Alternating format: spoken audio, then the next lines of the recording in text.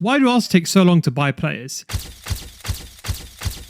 We almost missed out on Gyökeres and Rodrigo, but the question is it actually a bad thing, incompetence, negligence, or is it actually genius? And that's what it is. It's business. And this is all thanks to Andrea Berta. Gone are the days when we were buying Welbeck on the last day, hoping for him to come save us like we're going to win the league, when realistically we're going for top 4. It's all about Arsenal playing chess and not forcing us to make the first step. Now, what a lot of people don't understand is business. The best negotiation strategy is just to walk away. Have you ever been to a shop and you wanted to buy something and you offer a price and the guy's like, no, then you walk out the door? When you walk out the door, you have the power to negotiate. But that's the thing. Too many times previously we've walked out the door and we haven't got the deal done. But look at Gyökeres, for example. They wanted 80 million. Now, I know some of that fee was going to Coventry, but they wanted about 100 million euros for Gyökeres, 80 million pound.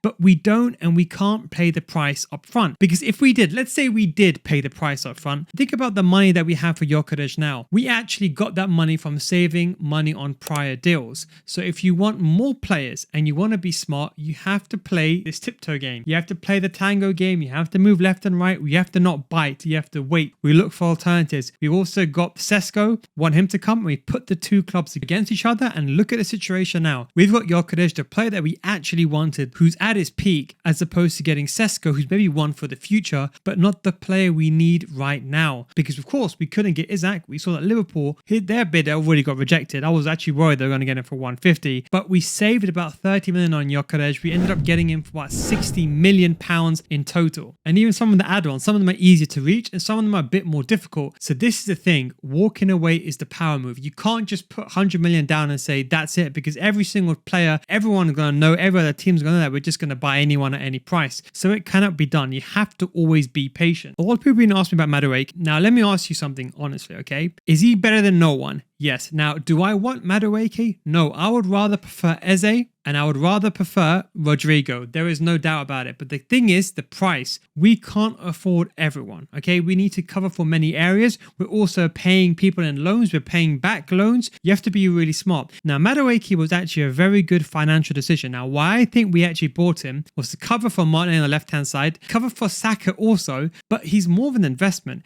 because what you need to understand is, statistically speaking, we're buying him in his pre-peak age. He's only 23 years old, bought about 50 million pounds. Wingers tend to peak around 24 to 27. Athletic peaks around 25, and you can argue actual ability, maturity, that kind of peak, game intelligence around about 28. Now, Madueke's left-footed, can play on both foots, by the way, but he's a high dribbler, chaos winger, perfect for bringing the ball going forward, bringing the ball down the wing. I've already made a video on this on why he's so good, but also good at dribbling and creating those one-on-ones. In 3 or 4 years' time, if we decide to sell, he'll be 26, peak age. He'll be upwards to about 70 million, maybe even 90 million if he develops very well. That's if he develops well. So it's more of an asset, more of buying something for the long term. We're playing that chess. So maybe we didn't buy the best version of Madueke now, but it's more for an investment for the future. If he improves, brilliant, we got a right player. If he doesn't improve, we can always sell him and get some of that money and recoup some of that initial budget that we put in the beginning. So this is what it is with Rodrigo. Now, Eze is really good, but if you look at Eze and Madueke stats, there's not that much in it. And I think that's why Arteta probably realized that, you know what, although Eze can kind of play like a 10, he's not really no Odegaard. Let's be realistic. We need a playmaker in that role. I think he looks at Eze and he looks at Madueke, and they look at both of those players together. And Madueke's got more room to grow, but also he's got really good stats for bringing the ball going forward, which is so important, much better than Eze's in some areas, and also in those 1v1s, that pace, striking pace going forward. If we bought someone like Rodrigo,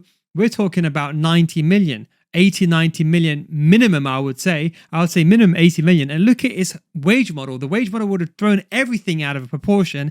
And Eze would have probably cost about 70, 75 million as well. So the key thing is we don't destroy our wage structure. We don't overcommit, because we start paying someone else this much money, we then got to pay someone else that much money. It's all about being smart, disciplined, slow, but diligent. I'm not saying do nothing. I'm not saying go and get Sterling on the last day. Although, to be honest, Sterling loan wasn't the worst of deals. We end up getting half his salary. It could have been a good play. Unfortunately, it was an absolute disaster, possibly one of the worst signings we've had in the past few years. But everyone gets impatient. It's all about taking it slow. That's why with the whole Sesko deal, I bet you they're probably annoyed that we didn't go through with it. We kind of let them spread it out, and then Sporting eventually They dug deep. He knew that Gyökeres wanted to come to Arsenal. He gave up 2 million of his own salary to come to Arsenal, and the agent basically rescinded his 10% fee. We don't know the exact situation. Who knows? Gyökeres could pay him on the side. Who knows? But the thing is, we acted quickly. We saw the execution, but we're waiting. Even, for example, Eze, maybe with Reece Nelson looking to go towards Palace, maybe there could be something that's going on there. Maybe a deal, maybe a swap deal. Who knows? Now, hopefully we put Reece Nelson on loan. But to be honest, if we get a swap deal for Eze, maybe we chuck on like 30 million, 40 million even, that might not even be a bad idea. That's actually being smart with our money, and that is why I'm happy with the way we're going forward. The thing is, I look back to players that we bought that were so expensive. I look back at Pepe. Now, of course, we didn't really want Pepe. It was more of a board and a tactical decision of why we bought him. But we ended up spending money on a player that was basically a free kick and a penalty merchant, okay? If we end up buying 100 million on Enzo or 85 million on Anthony like United did, think about this. We don't have any resale value. Players like Madueke, they have that resale value. Yes, we're getting Gyökeres at 60 million. It's actually a very good price considering he's 27. So maybe he will only last 3 or 4 years. But if you think about the Rice, the Odegaard, the Saliba, apart from Rice, Odegaard, Saliba, and Martinelli are all players that we bought very early on, and their price has risen. So the whole idea is that we're not being slow, we're not taking our time, we're being strategic. Andrea Berta is not just negotiating, he's the one that's setting the trend, he's the one that's making the key moves. And I think that's why it's so instrumental for Arsenal to make these decisions early, and this is the final piece that we need to win the title. If you think about this, all these things behind the scene, we've only been 1 or 2 pieces of the jigsaw piece behind. But now we have that striker that we need. I would probably agree we need someone like Eze or Rodrigo, but if that does happen, this ends up becoming one of the best windows I've ever seen in my lifetime. I think, okay, we spent a lot of money, but I think, to be honest, from a tactical perspective and a statistical perspective, financially, I think it's a very good window.